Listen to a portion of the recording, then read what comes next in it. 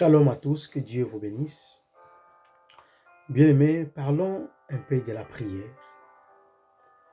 Nous prions, nous multiplions des heures, des moments de prière, mais lorsque nous sortons de notre prière, nous sommes toujours frustrés, nous ne sommes pas exaucés, il n'y a pas de joie.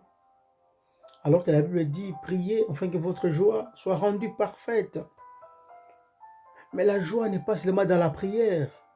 Lorsque nous sortons de la prière, nous devons manifester, garder cette flamme de joie, cette flamme de feu en nous. Pourquoi cela n'est pas le cas pour beaucoup de personnes? Le Seigneur vient me mettre à cœur. Il m'a dit la plupart du temps parce que nous ne sommes pas vrais lorsque nous prions. Il est important et nécessaire lorsque nous approchons de Dieu de garder notre authenticité, de garder notre côté de vrai. Il m'a dit la plupart de nos prières sont maquillées. Lui n'écoute pas une prière maquillée. Il ne regarde pas une prière maquillée.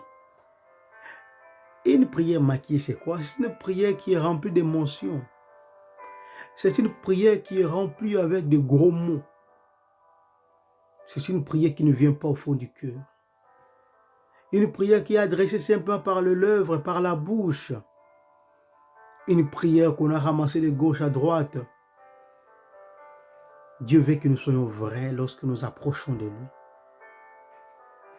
Oui, il désire que nous soyons vrais envers lui. Avec lui, nous demeurons vrais. Et le diable, sachant cela, qu'est-ce qu'il fait? Il laisse les gens prier. Il nous laisse crier, prier en esprit, prier en langue. Il nous laisse faire. Pourquoi? Parce qu'ici, nous ne sommes pas vrais. Nous ne croyons même pas ce que nous faisons. Nous ne croyons même pas ce que nous prions. Et il dit, laissez-les prier. Parce qu'au nom de Jésus, le diable a été terrassé. Lui avec ses démons. Mais en revanche, qu'est-ce qu'il fait? Ridiculé. Il laisse les gens prier tout en laissant, tout en influençant les gens à faire des prières maquillées.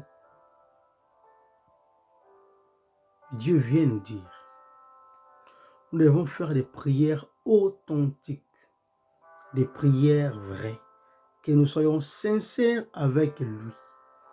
C'est le plus important. Tu pars à l'hôpital, tu as mal à l'estomac, tu as mal à la gorge.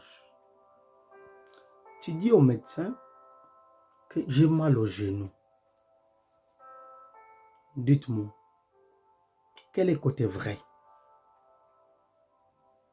On fait le diagnostic au niveau des genoux, on voit tout est parfait. Vous retournez à la maison, vous continuez à souffrir, vous continuez à avoir mal à l'estomac. C'est ça que nous faisons avec Dieu. On ne vient pas avec l'attitude de foi, l'attitude de courtoisie, de respect. D'autant plus pendant ces temps de confinement, mes frères et sœurs, lorsque nous prions à la maison, nous suivons des prédications à distance, nous nous réunissons en famille pour prier Dieu. Soyons vrais et sincères. Soyons propres.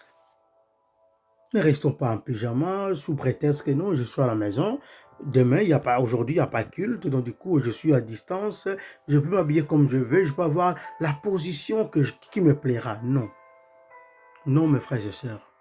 Nous devons avoir l'attitude de foi. S'approchant devant Dieu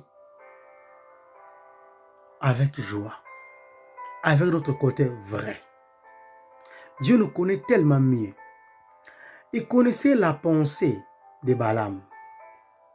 Mais Balaam, tellement qu'il voulait aller voir Balak, parce qu'il y avait des présents, Dieu a laissé faire.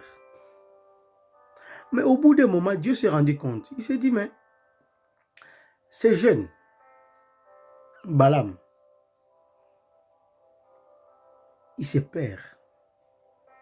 Il a interpellé son serviteur en utilisant l'âne pour lui parler. Frères et sœurs, Dieu nous connaît, il connaît nos voix. Soyons vrais, sincères avec lui. Que Dieu vous bénisse.